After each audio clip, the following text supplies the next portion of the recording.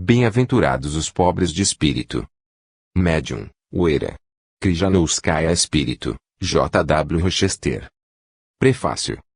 John Wilmot, Conde de Rochester, foi um poeta satírico inglês, de vida dissoluta e vasta cultura, morto aos 33 anos. Em espírito, Rochester teria ditado a médium Uera Krijanouskaya, entre 1882 e 1920, 51 obras entre romances e contos, dezenas dos quais traduzidos para o português. Sua temática começa pelo Egito faraônico, passando por exemplo pela Antiguidade Greco-Romana, pela Idade Média e pelo século XIX. Nos romances de Rochester, a realidade navega num caudal fantástico em que o imaginário ultrapassa os limites da verossimilhança, tornando naturais fenômenos que a tradição oral cuidou de perpetuar como sobrenaturais. Ele revela o inaudito, o elidido, os pontos abissais da história, da lenda e do patos humano. Rochester é um analista de estados de alma que sincretiza a história com as paixões humanas, assentando-as em narrativas quase sempre vertiginosas nas quais o insólito e o misterioso são invariantes que assinalam seu estilo sem compor uma receita de entretenimento ligeiro, subordinada às fórmulas de mercado que orientam os romances populares. Aceitando ou não a obra de Rochester como psicografia, veremos que sua proposta de veridicção afina-se com o ideário realista, de reprodução de uma sociedade e seus pontos de contato com cronologias históricas. Seus entrechos, rentes à realidade, buscam a verossimilhança em digressões vertiginosas. A referencialidade de Rochester é plena de conteúdos sobre costumes, leis, antigos mistérios e fatos insondáveis da história, sob um revestimento romanesco, onde os aspectos sociais e psicológicos passam pelo filtro sensível de sua hiperbólica imaginação. Em sua recriação da realidade, nenhum detalhe é desprovido de interesse. Atentando para o seu virtuosismo descritivo, observa-se que certas passagens constroem-se sobre um derramamento estilístico de inclinação romântica. Os parênteses descritivos de Rochester ora precipitam, ora retêm o curso narrativo, verticalizando e esquadrinhando microscopicamente os espaços físicos e psicológicos. Ao lado da explosão dos dados emocionais, o autor ajusta as causas que determinam o comportamento humano e, por isso, nenhum dos personagens é gratuito. Quanto à ação moral a que se propunham os realistas, Rochester oferece indícios quando induz o leitor à reflexão, repelindo simplificações moralizantes e antiéticas sobre o bem e o mal. A narrativa apenas, aparentemente, tangencia os atrativos dos textos folhetinescos, como o caráter informativo que transparece nos desvãos históricos ou nos fenômenos singulares que põem a ciência e as leis naturais. Enquanto os mitos persistem no produto folhetinesco, Rochester invalida-os em suas obras, redefinindo, por exemplo, figuras legendárias, como José e Moisés, ultrapassando as crônicas que os sacralizaram. Sua escritura combina a epopeia e o drama. Rochester, na linha da imaginação romanesca do século XIX, aproxima-se do romance total, que enfeixa o diálogo, o retrato, a paisagem, o maravilhoso, desviando da força mítica do herói para um passado mais longínquo que a Idade Média, o espaço eleito para a fuga dos românticos. O que há de dramático em seu texto concentra-se na inexorável e precária condição mortal do homem, no que ela tem de permanente e atemporal. A classificação em Rochester é dificultada por sua expansão entre várias categorias: terror gótico, romance sentimental, sagas de família, aventuras e incursões pelo fantástico. Sob sua natureza criadora, o autor revela os arcanos de civilizações que nos fascinam e apropria-se do que é prosaico ou bizarro, recompondo episódios complexos e identificando relações internas de tempo, espaço, personagens, e compreendem seu conteúdo estético, bem como o inventário histórico, a recuperação do real e questões metafísicas ou filosóficas que constituem seu conteúdo ideológico. Remanejando fórmulas narrativas do romance ao conto, Rochester vai revendo a espacialidade e a temporalidade, empreendendo uma viagem ao enigmático, numa pluralidade de fatos revisitados na memória. A complexidade da transmigração de um determinado grupo de espíritos que se reencontra em sucessivas reencarnações, no plano literário converte-se numa migração de personagens de uma obra a outra. Pode-se dizer que a sua literalidade atualiza ou reinterpreta questões universais, como conflitos de poder ou formação de valores, fazendo uma fusão do real e do imaginário em atmosferas trágicas, cabendo ao leitor o esforço de preencher os vazios significativos, sobretudo quanto às leis de causa e efeito, reconhecendo nessa tarefa um dos atributos que um texto artístico apresenta em sua contextualização do real. Assim, do ponto de vista linguístico e estético, Rochester produz um discurso literário e, do ponto de vista referencial e historiográfico, reproduz uma realidade. Percorrendo a narrativa de Rochester, observamos que capítulos de maior ou menor tensão alternam-se, produzindo expectativas num leitor enredado pela fragmentação narrativa, organizada fora de sequência temporal linear.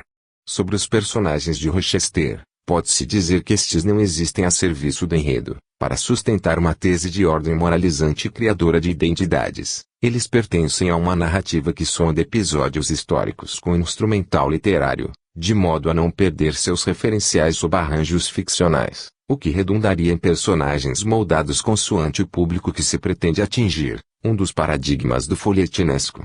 Rochester põe o leitor em contato com a forma inaugural do mito, no que diz respeito, por exemplo, ao enigma da esfinge surgida de quase delírio, e suas associações reveladoras, fazendo emergir sentidos que ultrapassam o valor expressivo e denotativo do fenômeno, e rompendo no leitor o fascínio de seus segredos, como em O Chanceler de Ferro.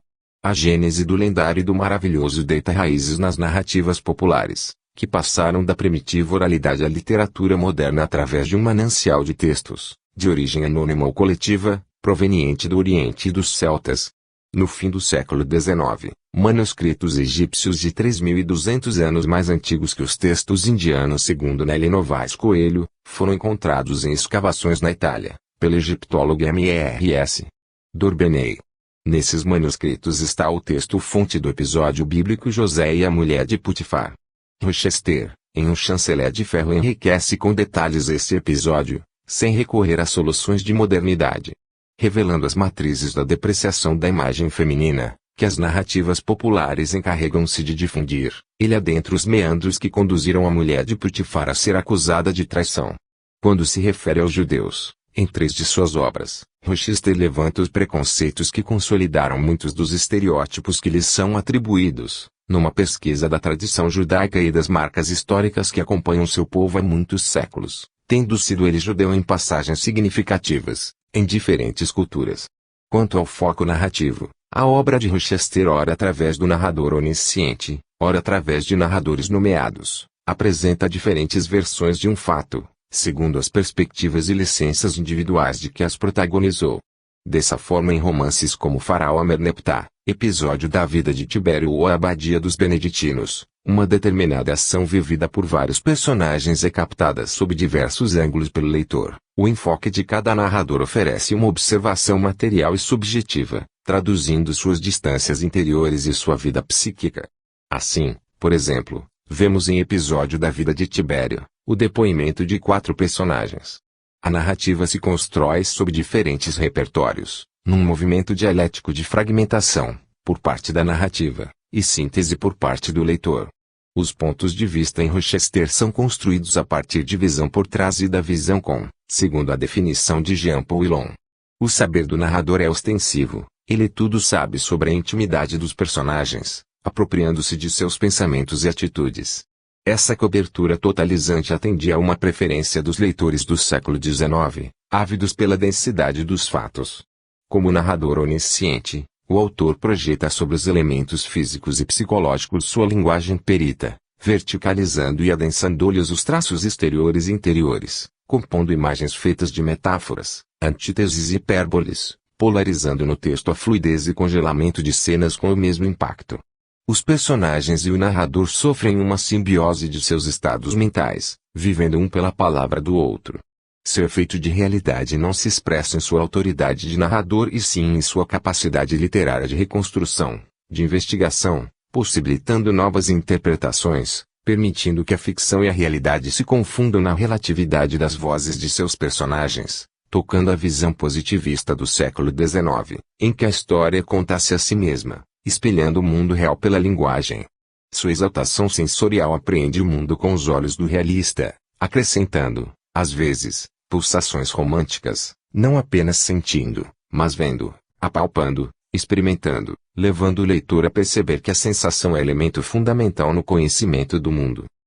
Entre poeirentas planícies, Templos místicos, arenas sangrentas e fumas hostis, Rochester atualiza, como os matizes de uma pintura, os ignorados espaços da história.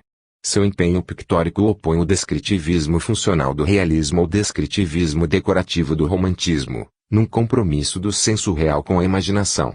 Nos textos de proposta realista, o testemunho subjetivo individual romântico cede lugar ao depoimento objetivo e crítico, julgando os fatos a partir dos valores condicionados socialmente impulsionados pelo pensamento científico e econômico, lembra Nelly Novaes Coelho. Rochester surge justamente num período de crise da representação simbólica da arte e da fragmentação do indivíduo que, como sujeito textual, não confere com o ideal pleno do herói, pondo em dúvida os valores absolutos. Por ser depositária de preceitos espíritas e levantar questões metafísicas com competência, a fruição na obra de Rochester transcende a cotação da sensibilidade e o julgamento do gosto. O leitor divide-se entre o prazer da expansão subjetiva do autor e o ceticismo diante da objetividade dos laivos filosóficos, científicos e históricos que, se não surpreendem pelo real, surpreendem pelo lendário. Seu universo imaginário é um excedente do real, atestando fenômenos produzidos pelo homem, desnudando mitos e decifrando enigmas.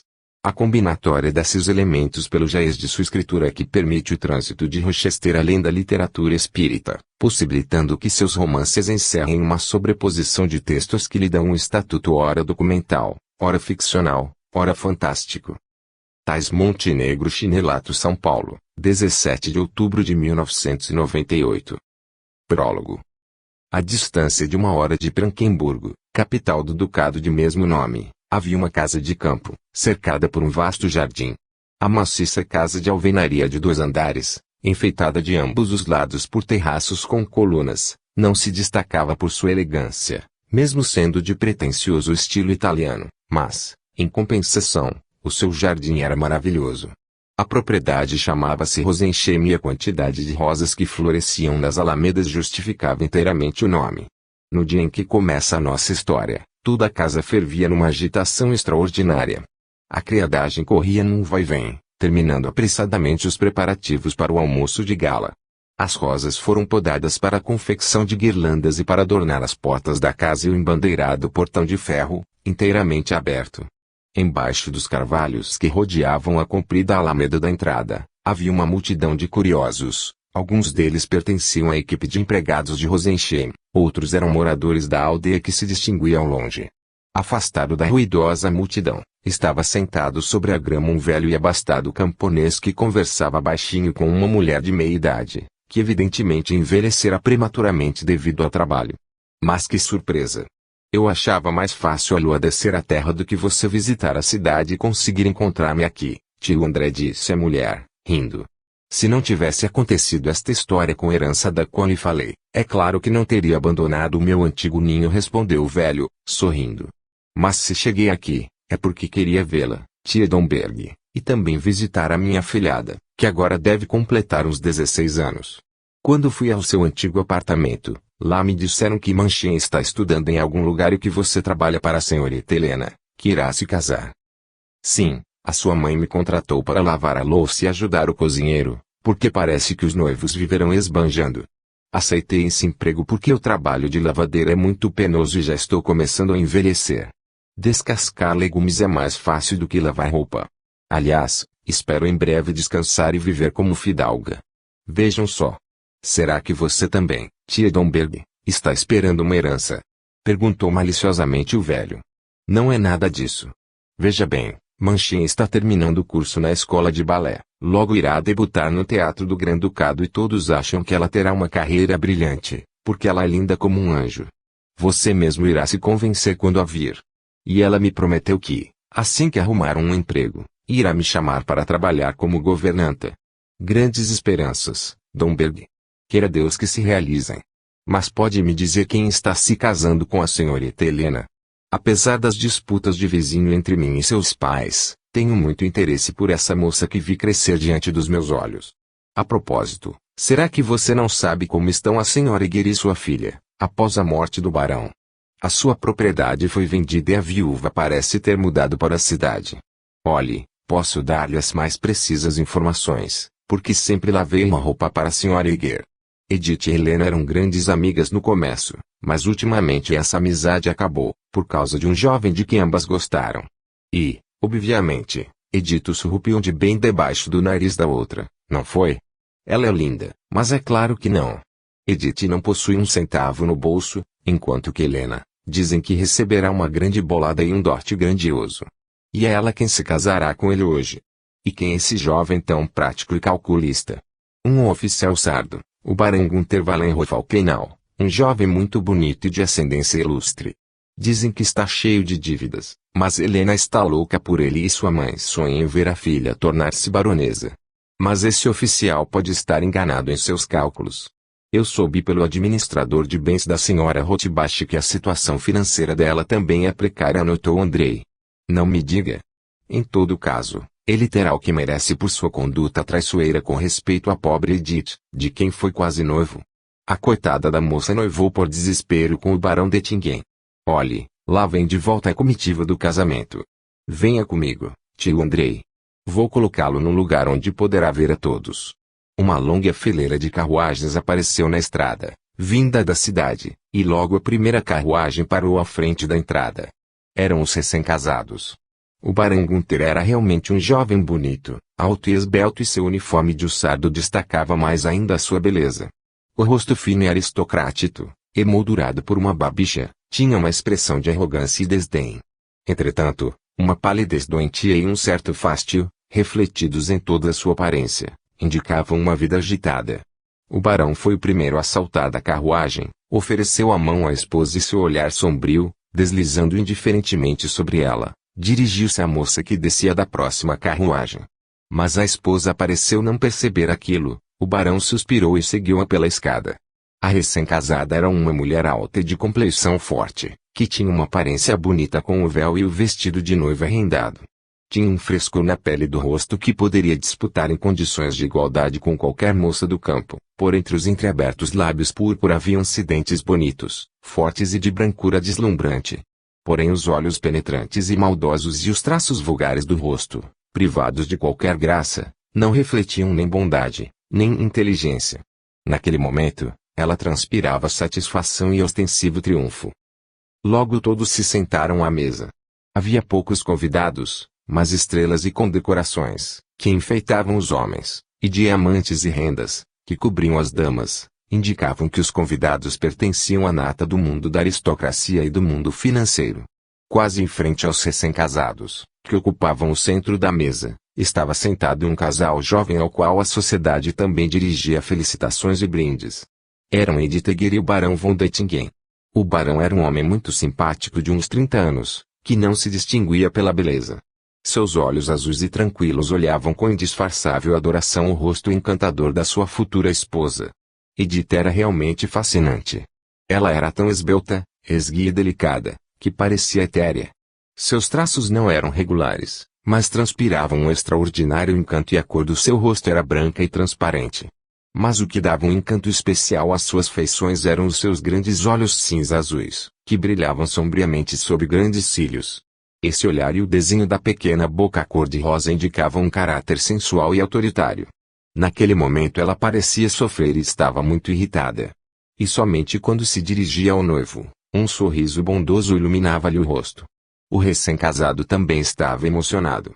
Por vezes, seus olhos passavam rapidamente por Edith, mas ao encontrar seu olhar gélido, o rosto do jovem oficial sofria uma leve contração e seus lábios tremiam nervosamente.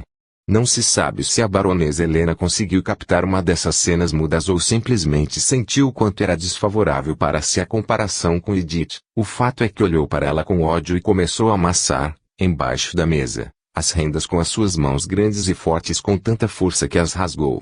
Depois do almoço, a noiva recolheu-se ao seu quarto para trocar de roupa. Ela colocava o chapéu de viagem diante do espelho, quando a porta se abriu e Edith entrou no quarto. Vim para despedir-me. Minha mãe está com uma forte enxaqueca e quer voltar para casa, disse ela num tom cortês e frio. A baronesa corou fortemente. Depois de deixar que sua empregada saísse, aproximou-se da amiga e quis abraçá-la. Por que tanta frieza, tanta inimizade? Edith deu um passo para trás e mediu a recém-casada com um olhar de desprezo. Pare com esta comédia. Você está muito enganada, Se pensa que vou calar sobre tudo que sei. Não posso sentir amizade por uma mulher que não poupou meios para possuir o homem que notoriamente não a ama e é amado por mim. Gunther se vendeu. Eu sei muito bem que a situação financeira dele não está boa. Depois de saber deste fato vergonhoso, deixei de amá-lo e você pode estar segura de que não ficarei no seu caminho. Não vou fingir que a minha fenda fechou-se hoje, mas, em compensação, vejo com satisfação que o seu marido trata com completa indiferença. Você comprou seu nome, mas não o seu coração. Acrescente a isto que você enganou o barão no que se refere aos bens da sua família. Eu sei que sua situação financeira não está nada bem. Para deitar poeira nos olhos de Gunther e poder fazer o seu dote, vocês empenharam no Dochimã os diamantes de família e suas terras em Bless. Eu, obviamente, nada disse a ele. Isto é uma mentira. É uma calúnia! Exclamou Helena, enrubescendo de raiva e susto. O futuro mostrará se isto é mentira. Disse Edith. Só que eu prevejo para você, continuou ela com um tom zombeteiro, que o barão a fará pagar caro, quando souber que foi vítima de uma fraude. E agora mais uma vez adeus e, espero, para sempre. E sem esperar resposta, voltou-se e saiu do boudoir. O quarto ao lado estava vazio, mas no corredor Edith encontrou inesperadamente o noivo, que também estava indo vestir o traje de viagem. Ao vê-la, Gunther empalideceu e, inclinando-se para ela, murmurou surdamente: Edith, por tudo que é santo, não me olhe com tanta frieza. Diga que me perdoa. A senhorita não sabe como estou sofrendo, e, mesmo assim, não pude agir diferente. Os olhos brilhantes de Edith ficaram enevoados por instantes, mas sua voz estava totalmente tranquila, quando disse com frieza: nada tenho a lhe perdoar, barão. Espero que hoje o senhor esteja fazendo alusões ao passado pela última vez. O senhor está casado e agora tem novas obrigações. Eu também, daqui a algumas semanas, vou me casar e deixar Branquemburgo. Assim, os nossos caminhos não mais se cruzarão. Mas, se o senhor acredita que preciso perdoar-lhe por algo, então faço de todo o coração. Edith estendeu-lhe a pequenina mão enluvada que o barão apertou contra seus lábios. Uma hora depois, os recém-casados deixaram Rosenheim e viajaram a Nápoles, o destino final da sua viagem de núpcias. 1. O outono já cobrira de ouro e púrpura as alamedas sombreadas de Rosenheim. As árvores desfolharam e a terra encheu-se de folhas amareladas. Embora o ar permanecesse quente e os raios pálidos do sol penetrassem através das nuvens, toda a natureza apresentava os traços da tristeza serena que caracteriza o outono. Numa área circular coberta com areia, em frente ao terraço, estavam espalhados brinquedos, cavalo, espada, capacete e instrumentos de jardinagem. Um menino de 9 anos, em traje de marinheiro, trabalhava aplicadamente na construção de um castelo de areia, enchendo seus bastiões com soldadinhos de chumbo, canhões e até cavaleiros. A alguns passos do castelo de areia, ao lado do banco onde estava sentada uma idosa governanta fazendo tricô, havia um carrinho de bebê com uma menina de 3 anos. Ela era tão miúda que não aparentava nem 2 anos. Ocupada com a batalha que se passava à sua frente, a menina revirava distraidamente nas mãos uma boneca que usava um traje medieval e um adorno alto na cabeça. De repente o menino viu a boneca. De um pulo só, encontrou-se ao lado da menina e arrancou o brinquedo de suas mãos. Dagmara, me dá a Genevieve de Brabante. Ela será a rainha presa no castelo que estou tomando de assalto. Exclamou ele. E sem esperar resposta, pôs a boneca por entre os bastiões de areia e começou a comandar em voz alta tanto o assalto como a defesa, procurando imitar não somente os tiros de canhão, mas também os gritos dos combatentes e dos feridos. Será que não dá para parar com esse barulho doido, Desidério? Ouviu-se uma voz irritada à vinda do terraço. Por onde voam seus pensamentos, senhora Goldberg? Por que não faz parar esse jogo insuportável? A governanta corou e fez uma observação nervosa ao menino. Este, dando mostras de aborrecimento, derrubou com um chute o castelo, junto com os defensores e assediadores. Depois, puxou o cavalo para si e começou a arrancar os fios do seu rabo. A baronesa Helena Wallenhofen-Kenal chamou novamente a atenção do menino e voltou a bordar. Suas sobrancelhas e lábios bem cerrados indicavam claramente a raiva mal contida. Nos anos que se passaram, ela ficara longe de ser bonita. O seu rosto tornara-se um pouco mais pálido, mas as faces carnudas permaneceram vermelhas, dando-lhe uma coloração especialmente vulgar. Ela usava um simples vestido cinza e cobria a cabeça com um lenço preto de renda. O descontentamento e a preocupação que se refletiam no rosto da baronesa tinham seus motivos. A vida conjugal da família Valenroy não era feliz. Gunther levava uma vida desregrada e era o protagonista de toda a sorte de aventuras, que as amigas prestativas logo levavam ao conhecimento da esposa e, com isso, provocavam cenas pesadas e brigas constantes entre o casal. Por mais legítimos que fossem os ciúmes de Helena, o barão, que jamais amara a esposa, indignava-se com ela, chegando a ficar furioso e, finalmente, passou a sumir de casa por 3 a 4 dias seguidos, apesar de todo o amor que devotava ao seu único filho. Além disso, após a morte da mãe, a situação financeira da baronesa Helena ficara muito complicada. Ela nada sabia sobre os negócios do seu marido, mas tinha sólidas razões para supor que semelhante modo de vida poderia consumir até uma fortuna bem maior. Como Gunther conseguia sustentar a sua vida desregrada era positivamente um grande mistério para ela. A pequena Dagmar era afilhada do barão e o seu aparecimento na casa provocou cenas tempestuosas entre o casal, pois a menina era filha da ex-amiga Edith, a quem Helena não perdoava por ter sido amada por Gunther. Desde o casamento elas não se viam, porque os Dettingen moravam numa cidade distante onde se desenrolou o fim do drama da vida do jovem casal. De natureza apaixonada, Edith se casara sem amor. A vida enclausurada do seu marido e a sua paixão pela ciência não satisfaziam as aspirações dela à vida mundana com que procurava preencher o seu vazio espiritual. Acabou acontecendo que Edith apaixonou-se por um oficial brilhante, o conde Victor Elfenberg, que também se apaixonou por ela e, apesar de todos os obstáculos, os jovens logo se casaram. Mesmo aturdido por esse golpe, o barão Dettingen não vacilou nem por um minuto para dar o divórcio à mulher que amava, colocando uma única condição: que deixasse a filha com ele. Edith concordou e a reprovação geral agravou-se com a renúncia da mãe à guarda da filha. Já para o conde Victor esse casamento teve consequências desastrosas, pois fê-lo romper definitivamente com os seus parentes. Essas desavenças tiveram efeito pernicioso na jovem condessa Elfenberg. Apesar do casamento feliz, a sua saúde ficou abalada e alguns meses após o nascimento de Dagmar, ela se apagou aos poucos. O conde ficou absolutamente desesperado. Não se sabe se foi essa desgraça que o influenciou ou se a doença da condessa era contagiosa, mas a partir daquela data o conde caiu em estado doente e, ao resfriar-se em manobras militares, apanhou uma tuberculose galopante e, 1 ano e meio após a morte da esposa, também desceu à sepultura. Sentindo a aproximação da morte, o conde pensava com tristeza na pequena Dagmar, que deixaria completamente órfã e só no mundo, pois tinha brigado com todos seus parentes e não queria de modo algum pedir ajuda ao seu tio. A mãe de Edith também falecera. Nessa difícil situação, lembrou-se de seu amigo de infância e colega de escola militar, o seu parente distante, barão Valenroy. Apesar de que eles não se viam havia vários anos, ainda assim o conde decidiu nomeá-lo tutor de sua filha. O conde nem suspeitava que Gunther amara certa vez a sua falecida esposa, e por isso ficou muito grato quando em resposta à sua carta o barão veio pessoalmente e lhe assegurou que amaria e criaria Dagmar como sua filha. Tudo foi devidamente legalizado. E então, apesar da raiva e protestos da baronesa Helena, a pequena condessa Elfenberg já havia mais de 1 ano morava sob o seu teto. Gunther amava muito a menina, cujos grandes olhos cinza com textura de aço lembravam-lhe Edith, mas a baronesa odiava a filha de sua rival e fazia-a sentir essa antipatia, mas de modo que seu marido nada percebesse. No dia em que reiniciamos a nossa narrativa, a baronesa estava sobretudo irada porque o barão, já havia 5 dias, não retornava a Rosenheim. Essa prolongada ausência deixou-a tão furiosa, que ela resolveu pregar ao marido um sermão que ele jamais ouvira. O ruído forte da carruagem fez a baronesa erguer a cabeça.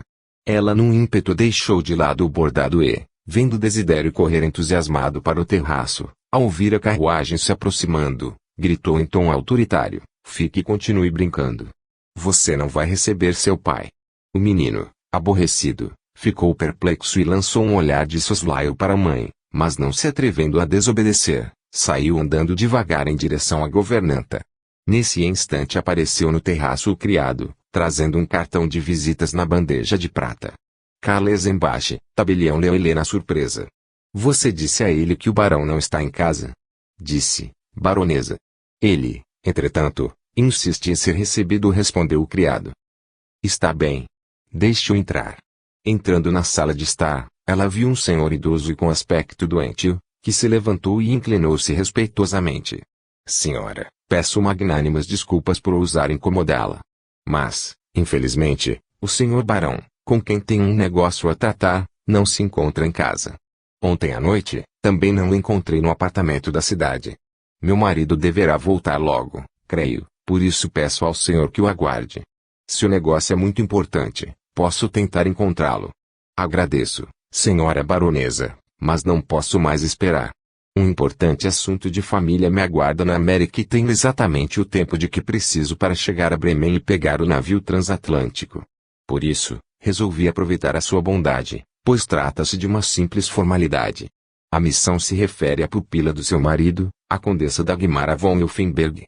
A senhora sabe que o casamento do falecido conde Victor acarretou o rompimento total com os seus familiares. Não obstante, o seu tio, conde Ebergard, amava o seu sobrinho e está preocupado com o destino da filha dele, que herdou meios muito limitados. Por isso, ele resolveu dar à pequena condessa o dinheiro que na época estava predestinado ao conde Victor. Entretanto, ele não quer fazer isto abertamente para não provocar descontentamento por parte de seus filhos e, o que é mais importante, de sua esposa, que tratava com especial hostilidade a senhora Dettingen.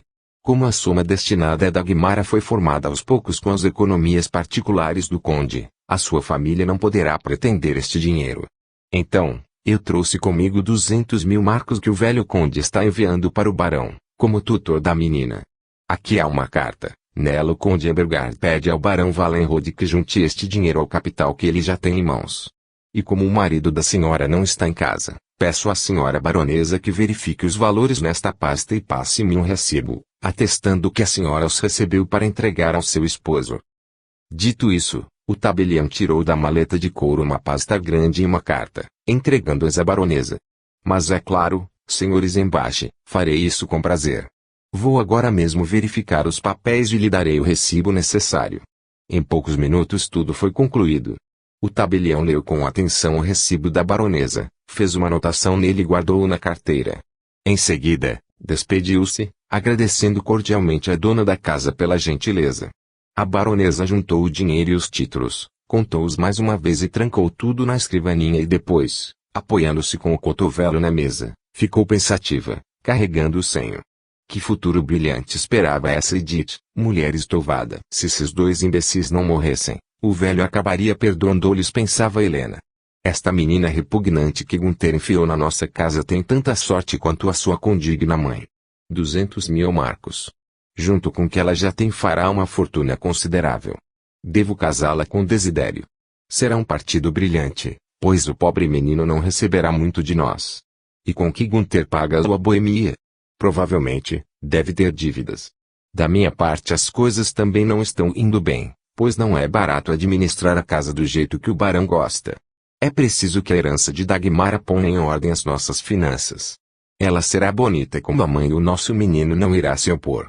Enquanto isso, é preciso aproveitar o rendimento deste capital para dar uma educação a Desidério, digna de sua origem. Isto, é claro, não é muito agradável. Ela deu um suspiro, mas o que fazer? E além disso, nunca ninguém saberá. Recostou-se na poltrona, fechou os olhos e a tal ponto concentrou-se em suas reflexões, que não ouviu o barulho de carruagem chegando. A carruagem entrou rapidamente no pátio e um oficial da guarda saltou para fora dela. Era um homem de meia idade, e na sua cabeça começavam a aparecer os primeiros cabelos grisalhos. Nesse momento, o seu rosto enérgico e bondoso estava muito emocionado. Ele proibiu que o criado o anunciasse e dirigiu-se diretamente à sala de visitas.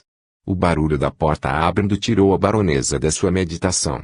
Descontente por ser incomodada, ela se levantou, dirigindo-se à porta, mas ao ver o coronel Zenburg, chefe do seu marido, Helena imediatamente adotou um aspecto gentil e estendeu a mão.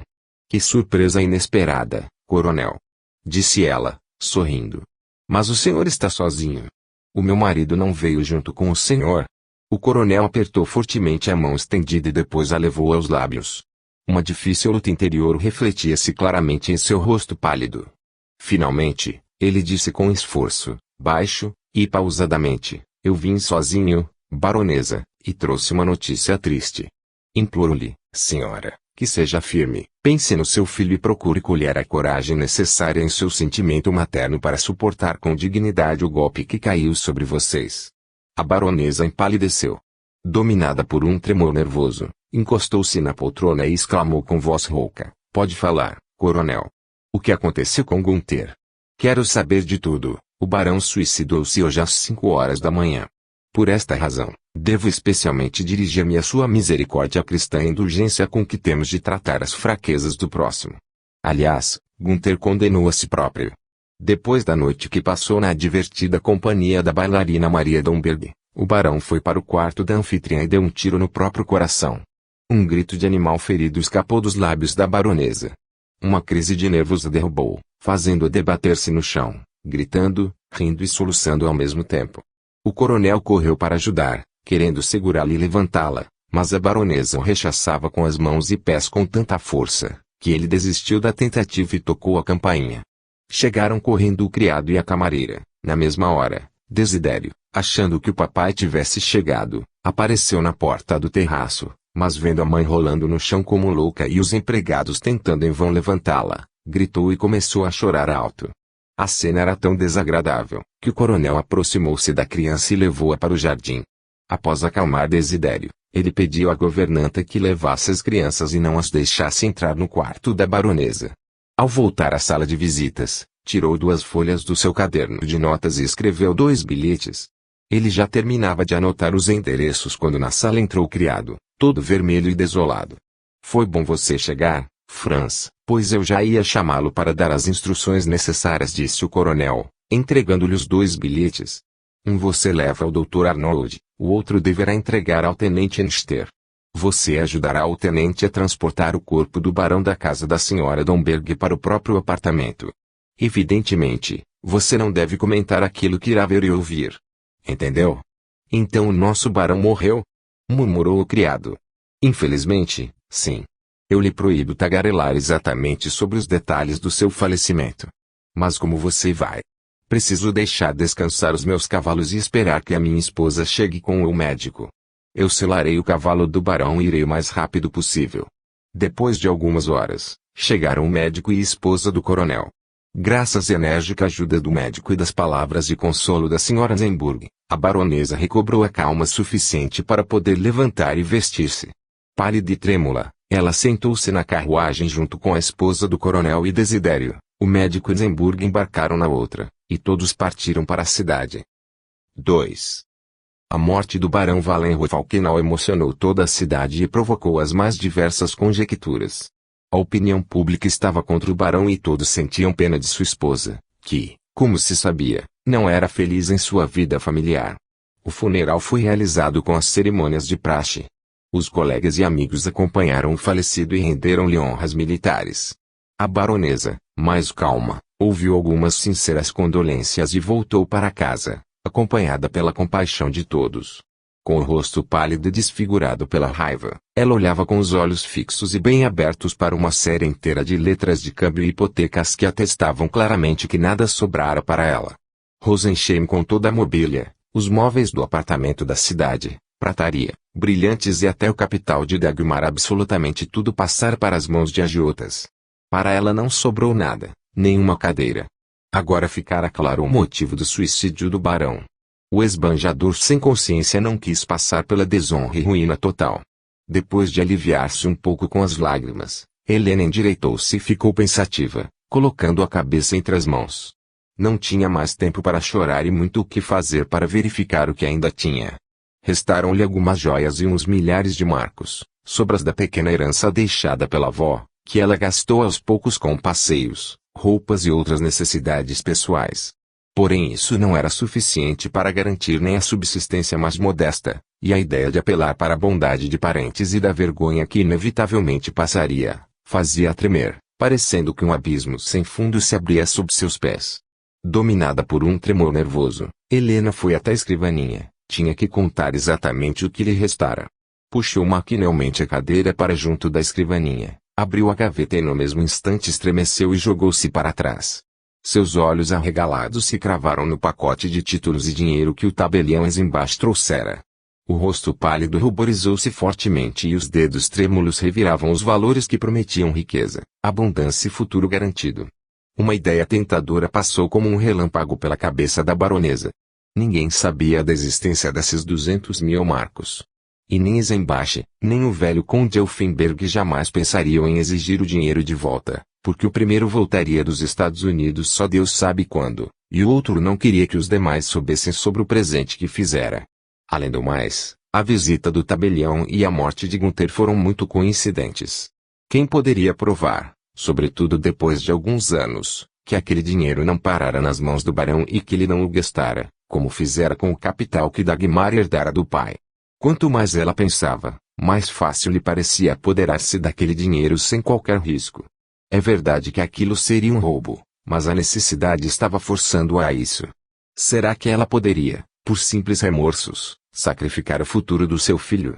Condenar Desidério à miséria, fechando-lhe qualquer caminho para uma carreira brilhante, só para preservar a situação da filha de sua rival que roubara dela, Helena, o coração de Gunther, iniciando com isso a desgraça que hoje abalava. Uma luta desesperada surgiu no coração da baronesa. Apesar de todos seus defeitos e egoísmo, ela ainda não era uma criminosa e o roubo de uma propriedade alheia inspirava-lhe medo e repugnância. O rosto desfigurado ora empalidecia, ora ruborizava-se e um tremor percorria o seu corpo.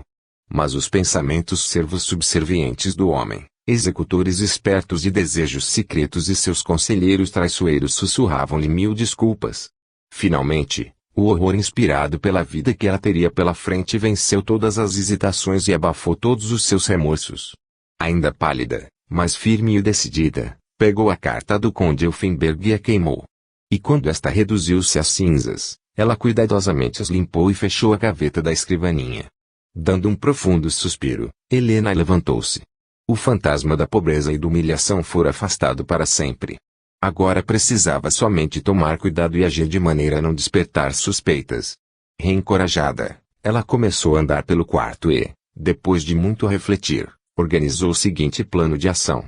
Começaria a viver do modo mais modesto. Depois de algum tempo, ela se mudaria para a casa da sua velha, doente e rica parente da qual cuidaria e depois divulgaria boatos de que recebera sua herança. Essa viagem daria a possibilidade de investir às ocultas o capital roubado. No dia seguinte a baronesa já começou a pôr o plano em execução. No subúrbio da cidade alugou uma casa simples com pomar e a mobiliou com o que havia lhe sobrado. Em seguida despediu todos os criados, deixando somente a babá e a cozinheira e vendeu tudo o que poderia ser considerado supérfluo. Ela agiu com tanta energia que nem haviam passado 10 dias desde os funerais do marido e tudo já estava pronto e ela podia mudar-se para a nova casa. Depois que a baronesa se mudou para a nova moradia, toda a alta sociedade apressou-se a expressar-lhe a sua disposição amigável e atenção. A baronesa recebia as amabilidades com lágrimas de gratidão e devolveu as visitas a todos mas, fiel a seu plano, passou a levar uma vida mais modesta e solitária. Agora ela vivia somente para o seu filho, dedicando-lhe uma ternura ilimitada e mantendo-o sempre perto de si. Em compensação, ela passou a detestar Dagmar cada vez mais. A pequena órfã, duplamente roubada, por seu marido e por ela própria, era o memento mori vivo do seu crime. A presença da menina e a sua tagarelice inocente irritavam terrivelmente a baronesa. Por fim, a babá e Dagmar acabaram sendo definitivamente encarceradas em seus quartos. Para a felicidade de Dagmar, a bondosa Goldberg gostava muito dela e se apredava dela com todo o seu coração, senão a pobre menina estaria muito mal. A honesta governanta ficou muito indignada quando no verão a baronesa partiu com Desidério para a casa da sua tia enferma, deixando Dagmar sozinha.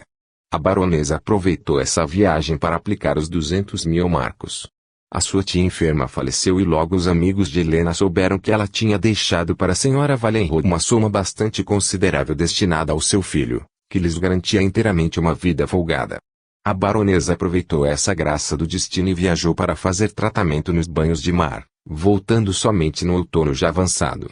A governanta Goldberg esperou até que a patroa voltasse e pediu-lhe férias de 2 semanas a que tinha direito a cada 2 anos. Goldberg, como de costume, passava essas 2 semanas na casa do seu genro, um pastor rural que morava bastante longe de Branquemburgo. Em sua casa ela encontrou um simpático senhor de idade. Ele foi apresentado a ela como Barão de Tingen, mas esse nome não lhe disse nada.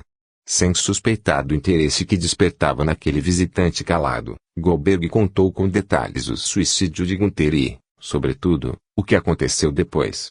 Todos admiram a resignação corajosa da baronesa e sua bondade por manter em sua casa e criar a pequena Dagmara. Mas acho que ela está só cumprindo o seu dever e cumprindo muito mal.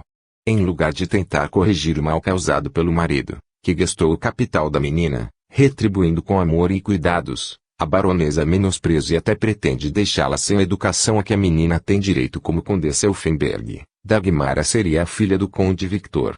Perguntou, estremecendo, Dettingen. Sim, seu pai chamava-se Victor e pertencia a uma das mais nobres famílias. A baronesa aguarda que Dagmara complete 6 anos para enviá-la a uma escola profissional e fazer dela uma operária. Sem se acanhar com a presença da criança, a baronesa repete diariamente que, para ela, a menina é uma estranha com quem não tem compromisso algum, que é um fardo insuportável e que não pode alimentá-la e vesti-la eternamente. E sempre batendo na mesma tecla, meu marido trouxe-a para esta casa contra minha vontade, mas eu não posso mantê-la. Quanto ao imprestável Desidério, ela não sabe mais como mimá-lo, concluiu, indignada, a honesta Goldberg. Pelo menos, vejo que a pequena Dagmara tem uma defensora na pessoa da senhora, notou o barão. Sim, mas pouco posso fazer por ela.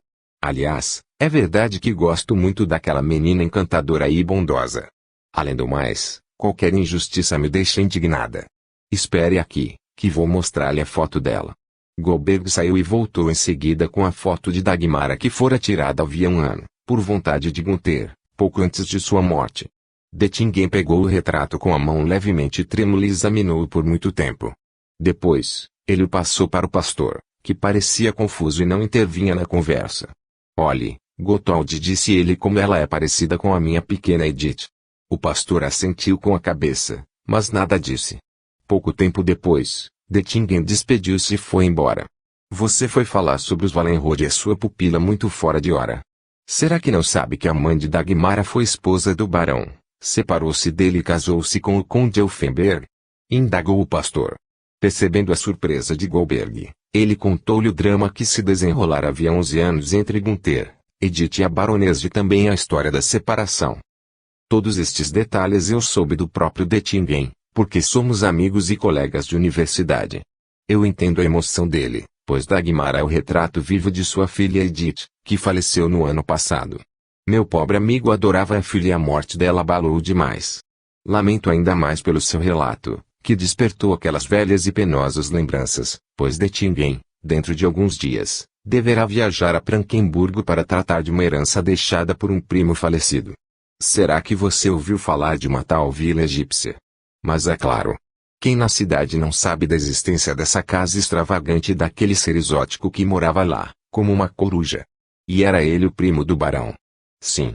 O barão quer tomar posse da vila, antes de partir para uma longa viagem ao Egito e à Índia, que empreenderá junto com um velho cientista orientalista. Passou-se cerca de uma semana depois dessa conversa. A baronesa Wallenrod distribuía na estante diversos bibelôs trazidos da viagem, quando lhe entregaram um cartão de visita. Surpresa, Helena mandou pedir que entrasse o visitante e, um minuto depois, na sala entrou o barão Dettingen. O barão pediu desculpas por incomodá-la e expressou seu profundo pesar a respeito da desgraça que atingira. A baronesa imediatamente adotou um ar melancólico de resignação à sua sina e enxugou algumas lágrimas inexistentes. Depois, por sua vez, perguntou o que trouxera o barão à capital. Ele explicou, em poucas palavras, a herança que lhe coubera e em seguida exprimiu a vontade de ver Dagmara. A senhora Wallenrod até estremeceu de surpresa. Como? O senhor quer ver a filha do conde Elfenberg e de sua ex-esposa traidora? E por que não? Respondeu Dettingen, olhando severamente e com tristeza nos olhos perversos de Helena. É verdade que Edith me ofendeu profundamente, e também não posso sentir amizade pelo conde Elfenberg, que destruiu a minha felicidade, mas eles morreram e com os mortos não se ajustam contas, pois os dois já compareceram a um juiz bem mais terrível que pedirá ao conde satisfações por ter desviado do caminho do dever uma mãe e esposa e ela responderá por portar-se mal comigo. Eu, entretanto, não posso alimentar nem maldade, nem raiva por uma criatura inocente que nasceu do casamento deles. A baronesa baixou a cabeça, pensativa, e depois de um momento de silêncio, tocou a campainha e mandou que trouxessem Dagmara. Absortos pelas próprias recordações, os interlocutores guardaram silêncio e somente a chegada da criança tirou-os da meditação. Um pouco confusa, Dagmara parou a alguns passos da porta.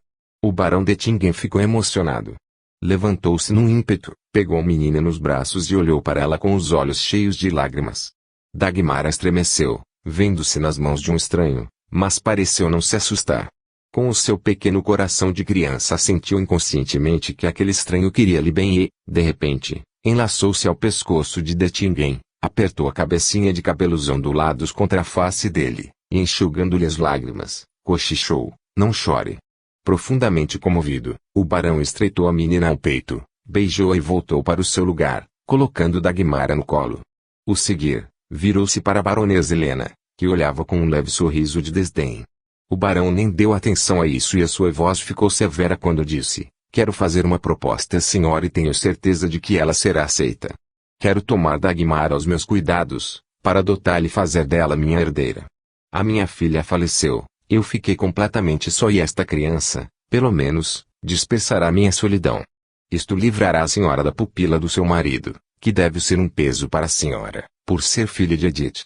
Além do mais, ela não tem meios próprios, porque a sua fortuna foi esbanjada pelo barão. A baronesa ruborizou fortemente. Eu cuido e trato de Dagmara, como se fosse a minha própria filha, sussurrou ela. Dettingen por sua vez sorriu com desprezo.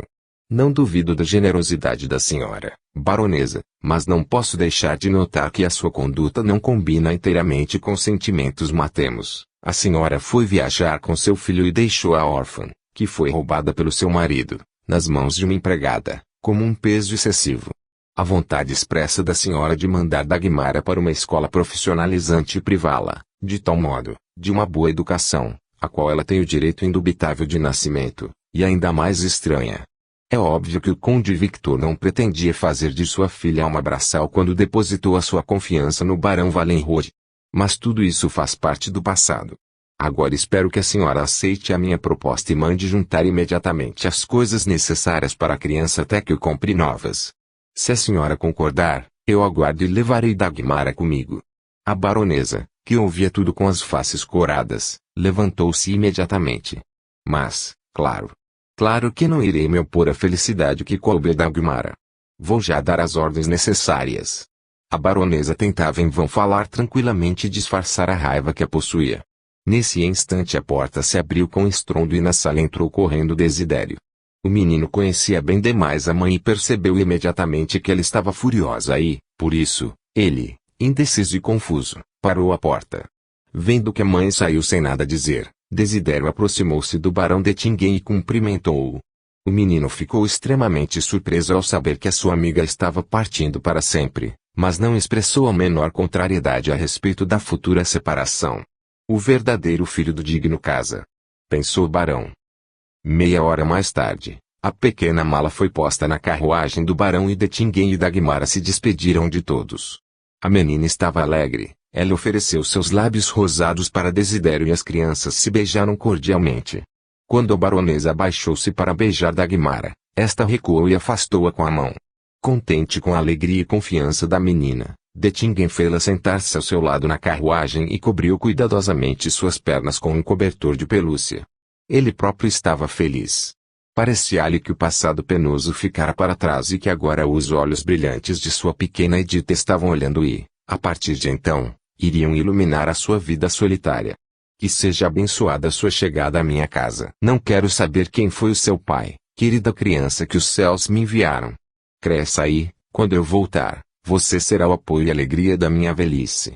A bondosa Goldberg continuará a ser a sua educadora e eu terei a certeza de que ninguém a considerará demais e a tratará mal. A vila egípcia, como chamavam a casa do barão Dettingen, tinha uma aparência estranha e era de dimensões pequenas e de somente 2 andares. Tinha 6 quartos no piso inferior e 5 na parte de cima. A ala da vila que saía para o jardim tinha 2 quartos decorados no estilo dos templos e palácios antigos do Egito. O primeiro quarto estava revestido por uma pintura estranha que imitava tapetes, um leito, algumas cadeiras e uma mesa de forma estranha, constituíam todo o mobiliário. Além do mais, toda a mobília fora feita com madeira aromática onde estavam espalhadas almofadas com franjas douradas. Havia 2 estantes altas atulhadas de pergaminhos de papiro em folhos volumosos encapados com couro. O quarto vizinho era ainda mais curioso. Era completamente escuro e fechava-se com porta de bronze. As paredes e o teto do quarto eram pintados de cor preta. Nesse fundo sombrio destacavam-se fortemente escritos hieroglíficos e quadros desenhados com cores vivas, mostrando a viagem de um espírito através dos horrores de Amentis e o seu comparecimento perante Osíris e seus 42 juízes do reino dos mortos. Toda a parede do fundo do quarto fora ocupada com a imagem de uma enorme serpente vermelha, que, em pé sobre sua cauda, parecia desenrolar o seu corpo forte e dirigir ao espectador a sua goela ameaçadora e olhos verdes reproduzidos com tanta vida, que pareciam luzir.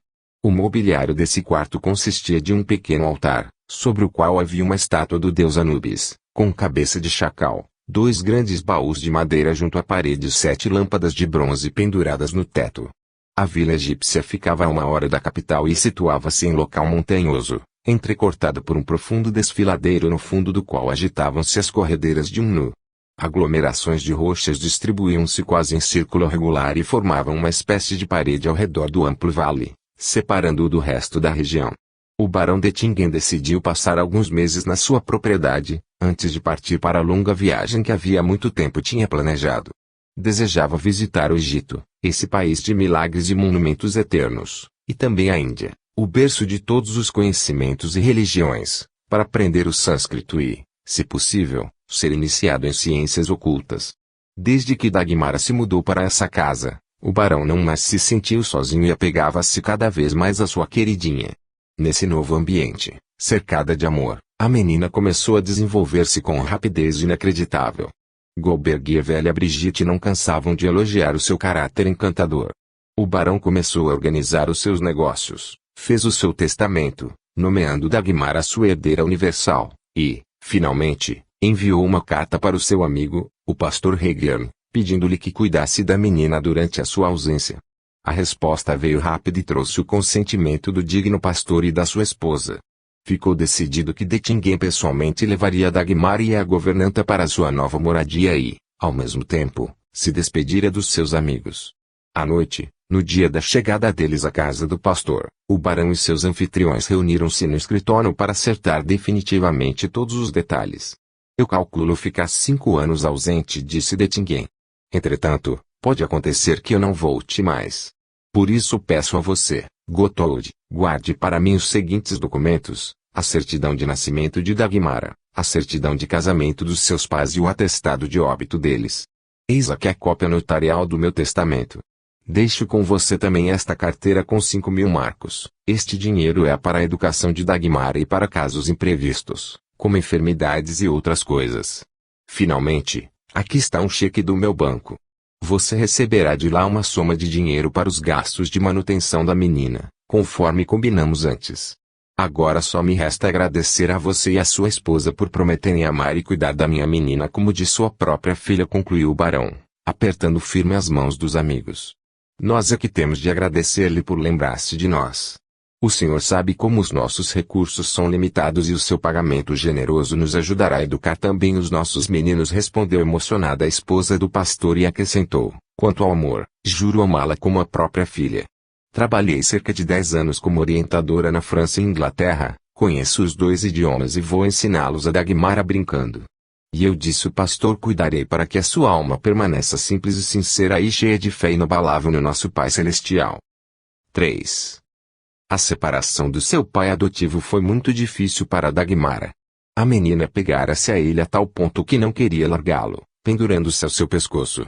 Por algumas semanas após a partida do barão, a tristeza, o silêncio e a ansiedade da menina preocuparam seriamente o pastor e a sua esposa, mas aos poucos ela foi se acalmando.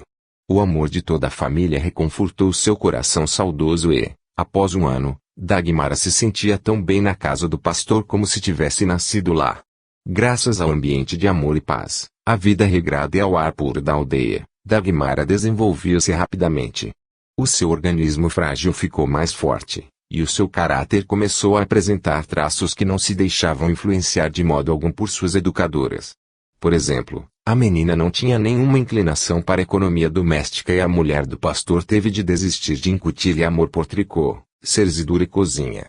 Dagmara não conseguia aprender a terminar razoavelmente o tricotar de uma meia ou preparar pastéis, ainda que gostasse muito dos que sua professora costumava fazer. Não. Ela não será nunca uma verdadeira mulher, e dela não sairá uma boa e séria dona de casa. O seu marido passará fome, a cozinheira irá roubá-la, enquanto a desordem reinará na sua casa, resmungava a esposa do pastor com um desespero cômico, recolocando no lugar as coisas espalhadas pela menina. Realmente, Dagmara distinguia-se pelo seu